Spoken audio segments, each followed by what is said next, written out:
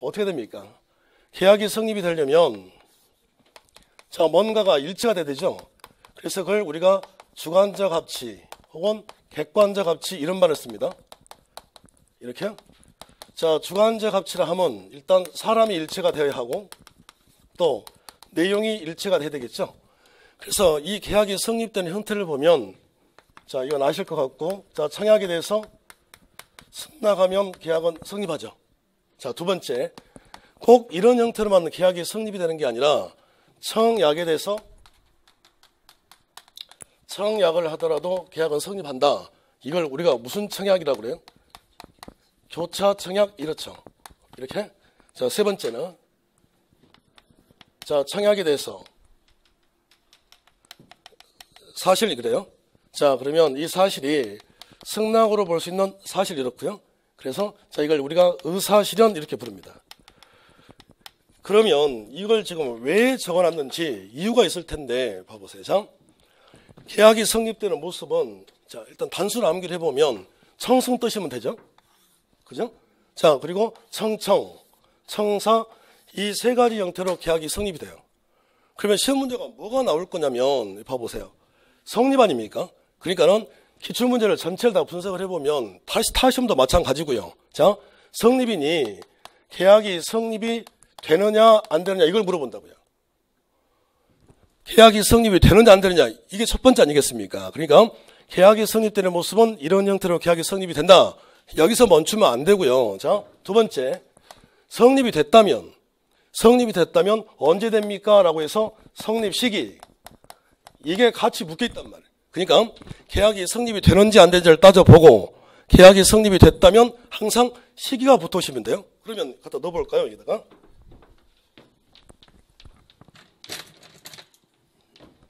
자, 청약에 대해서 승낙을 합니다. 그러면 계약은 언제 성립합니까? 잠깐만요. 자, 계약은 성립한대. 그러면 뭐가 붙어야 되죠? 시기. 언제죠? 승낙이 무슨 달 한때? 도달하면 성립이죠. 그런데 자, 격지이자 간의 계약이라면 격지이자 간의 계약에서는 승낙을 뭐 한때? 발송한 때 성립한다. 이렇게 돼 있잖아요. 뭐라고 암기했습니까? 혹시 격승발이라고 배웠나요? 그렇죠. 이렇게 똑같죠. 누구나가 다. 그러니까 격지이자 간의 계약에서 승낙은 뭐 한때? 발송한 때 성립한다가 왜 나왔냐면 성립은 됐다. 그러면 전부 다 시기인 거죠. 시기. 다시요.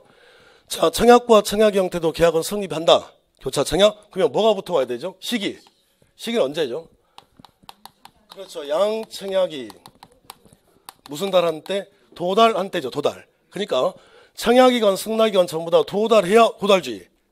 효력 발생 시기 아닙니까? 이건 예외가 되는 거고. 그런데 양청약을 다른 말로 바꿔서 뭐라고 그래요? 나중청약. 나중청약이 도달한 때 성립한다. 이렇게요. 다시. 자, 이런 형태도 계약은 성립한다. 여기서 멈추면 안 되고요. 성립 시기가 들어와야 되는데 언제 되는 거죠? 이 사실. 사실이 있는 때입니까? 아니면 사실을 안 때입니까? 사실이 있는 때죠. 주차장 판례. 주차한 때, 그때. 주인이 나중에 안 때가 아니라. 그래서, 아하, 이런 형태로 구성이 됐다는 것. 자, 그리고 네 번째. 또 성립에서 공부할 게, 자, 계약 체결상의 과실 책임이래요. 이렇게. 그러면 이걸 전체를 좀 보고 있냐면, 계약 체결상의 과실 책임은 계약을 체결함에 있어서 일방이 잘못을 저질렀다 이거 아닙니까? 어디서 지금 가지고 온 거죠? 성립. 그러니까 성립된 것처럼 보이지만 성립이 안 된 거라고요. 그러면 계약이 성립이 됐다 안 됐다를 기준으로 해서 계약이 지금 성립된 후에 계약대로 되지 않았다 채무불이행 이행 책임이고요. 여기는 계약 자체가 성립이 안 된 거 아닙니까? 그래서 나중에 배상을 해줄 때도 무슨 배상밖에 해주지 않죠? 실nek 배상밖에 해주지 않는 이유가 이것 때문이잖아요. 내 돈의 담보 책임으로 가면 계약이 성립됐는데 하자 있는 물건을 너 이전해 줬구나. 그러면 계약이 성립된 거 아닙니까? 그래서 거기는 이행이 책임이 되는 거고. 그리고 다섯 번째. 자, 봐보세요. 계약 교섭 단계에서 일방이 부당 파기를 했대요. 그러면 얘도 마찬가지. 계약 교섭 단계에서 일방이 부당 파기했다는 말은 계약 자체가 성립이 됐습니까? 안 됐습니까? 안 됐죠. 그러니까 역시 마찬가지 신뢰배상이라고요. 그리고 계약을 함에 있어서 우리가 약관을 붙이는 경우가 있잖아요. 그래서 약관 규제 관한 법 이렇게. 그래서 성립에서 공부할 게 이 6가지고요. 다시요. 자, 이렇게 성립이 되면 자, 효력이 발생이 되는데 효력이라는 말은 효력은 다른 말로 바꿔보면 권리거든요. 권리.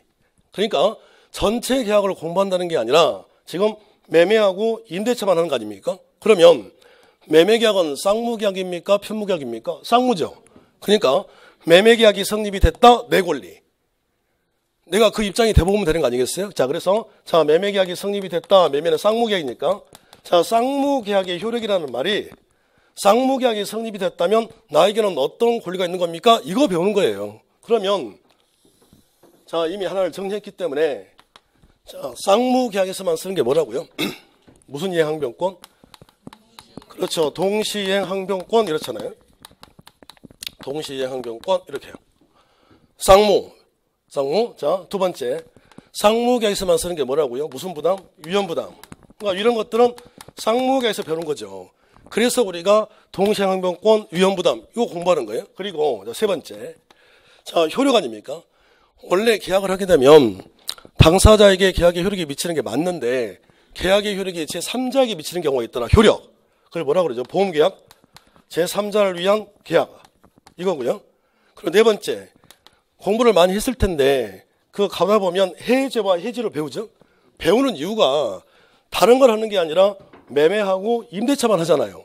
그러면 우리가 매매계약을 했는데 이 매매계약을 깰 거라고요. 그럼 뭐 하시면 됩니까? 해제를 하면 되고요. 그래서 해제를 배우는 거고 내가 임대차를 했다. 그런데 그 임대차 계약을 깨려고 그래요. 그러면 뭡니까? 해지. 이게 전체가 계약법 내용이 되겠습니다. 이게 전체가 여기서 10문제를 생각하시면 되겠고 그래서 자, 해제 나오겠죠. 잠시 후에 자세히 할 거예요. 자, 얘도 나올 것 같고 얘는 장담 못하고 얘 나오겠지. 이런 구조 아닙니까? 그리고 매매에서 2문제 예상하시면 되고 임대차 2문제 이런 형태. 그리고 자, 총론에서는 지금 이제 성립인데 여기서 하나 정도 나올 것 같고 이런 구조죠. 그리고 둘 중 하나 나올 것 같고 종류 이렇게 전체가 구성이 되어 있습니다. 틀 아시겠죠? 자, 시작합니다. 자, 일단 틀은 잡았고 문제를 풀면서 하나씩 쪼개서 다시 이론 정리할게요. 자, 1번.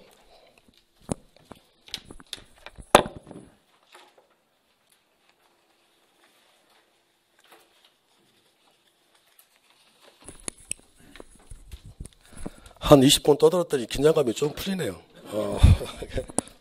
자, 1번. 제가 지금 부산에서 올라왔는데 새벽 4시에 일어나가지고 5시 집을 나서가지고 부산에서 6시 10분에 KTX를 타고 지금 온 거예요. 그래서 목이 좀 잠겼죠. 원래 이 정도 아닌데 지금 긴장도 한 데다가 피곤한 데다가 그래서 그렇습니다. 조금만 해보죠. 자, 1번. 그 아까운 시간 제가 낭비하지 않도록 촉도 발휘해보고 때로는 작두를 탈 수 있으면 작두도 타보고 이렇게 하겠습니다. 이렇게. 자, 한번 해보죠. 자, 1번. 계약 종류에 관한 다음 기술 중 틀린 것 그랬는데 방금 한 거예요. 방금. 여기 종류. 여기 있잖아요. 이게. 자, 1번. 쌍무계약은 모두 유상계약이다. 맞죠? 자, 이걸 반대로 뒤집으면 어떻습니까? 자, 유상계약은 모두 쌍무계약이다 되면 틀린 거죠. 지문 구별, 현상광고 때문에. 자, 2번. 방금 나왔잖아요. 현상광고는 편무계약이지만 유상계약이다. 그리고 3번. 그 부담부 생각하지 마시고 증여계약은 뭡니까? 유상이 아니라 무상. 저는 3번. 4번. 현상광고는 무슨 계약이다? 유물계약이다. 5번. 임대차는 원칙적으로 계속적 계약으로 반드시 유상쌍무계약이다. 이랬고요. 자, 2번. 전형적인 문제 스타일인데 갑과 을 사이 계약이 성립한 경우를 모두 고른 것 그랬네요. 자, 기억.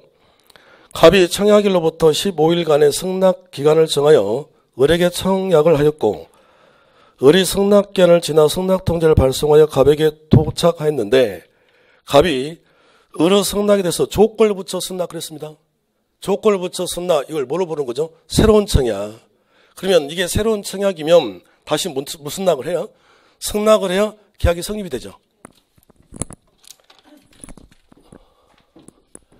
자, 계약 이제 성립에 들어왔는데, 자, 청약 보시죠, 청약. 제가 빨리 정리할게요. 자, 청약. 자, 청약이라 하면 다 아실 테니까 그냥 편하게 그냥 보세요, 그냥. 이렇게. 그래서, 자, 청약이란 상대방에 대해서 상대방에서 제의만 하면 청약이잖아요. 그래서 제의하는 의사표시를 우리가 청약이라 하고요. 자, 두 번째. 자, 이 청약의 상대방은 누구냐? 청약의 상대방. 청약의 상대방은 특정, 불특정 다수에게 다 할 수 있죠. 뭐 거창한 게 아니라 그 주유소 입간판이 청약 아닙니까? 제의하는 거니까. 자, 그래서 특정, 불특정 다수에게 다 할 수 있다. 그리고 자, 세 번째가 자, 청약하고요. 그리고 청약의 유인인데 칠판 좀 봐주시죠. 계약이 성립되려면 세 가지죠. 청승, 청청, 청사 아닙니까? 청약의 유인이 아니죠. 그러면 자, 일단 A와 E는 구별을 좀 해주셔야 되는데 여기서 어렵게 나오면 어디까지 나온지를 제가 보여드리겠습니다. 자, 청약이란 지금 상대방이 제의하는 건데 제의를 어떻게 해야 되죠? 구체적이며 구체적 그리고 확정적으로 이렇게 확정적으로 제의를 하게 되면 뭐가 되고요? 청약. 그런데 청약 유인은 제의를 하긴 하는데 구체적이지 않고 그리고 확정적이지가 않잖아요. 자, 이렇게 제의를 하게 되면 뭐가 됩니까? 청약 유인. 잠시 후에 이걸 좀 정리할 게 있어서 제가 확인만 해보면 백화점에 옷을 사러 갔다. 근데 마네킹에 30% 세일. 그러면 30% 세일해서 얼마인지 알 수가 없잖아요. 그럼 어떻게 됩니까? 저거 세일해서 얼마입니까? 라고 다시 물어봐야 되죠. 그걸 뭐라고 그래요? 청약 유인. 근데 10만 원짜리 30% 세일해서 7만 원. 그러면 구체적이잖아요. 이걸 뭐라고 합니까? 청약. 그러면 청약은 상대방이 승낙만 하면 계약이 성립할 수 있을 정도로 구체적으로 확정돼야 된다. 그래서 청약은 이게 계약에 뭐가 되는 거죠? 내용이 되는 거고요. 청약의 유인은 계약의 내용이 아니죠, 아니지건. 자, 그래서 얘는 청약은 계약의 내용이기 때문에 이대로 되지 않으면 이때부터 얘는 채무 불이행 책임을 지는 거고요. 채무 불이행. 그래서 무슨 배상을 해 주셔야 합니까? 손해배상을. 손해배상 책임. 그런데 청약의 유인은 계약의 내용이 아니야. 그러니까 이대로 되지 않더라도 채무 불이행이 아니고요. 채무 불이행이 되지 않고 자, 무슨 배상 없다? 손해배상이라는 게 없다. 그래서 공부하신 걸 좀 기억해 보시면 자, 청약의 유인 판례 하나가 상가 분양 광고가 있었죠. 자, 상가 분양 광고. 그래서 상가 분양 광고는 뭐밖에 안 됩니까? 청약의 유인밖에 안 돼요. 그러니까 광고한 대로 되지 않더라도 무슨 배상 없다? 손해배상. 그래서 일반적으로 문제를 출제할 때는 여기까지 되는 게 맞는데 자, 이걸 이제 좀 더 사례 문제로 바꿔보면 이렇습니다. 자,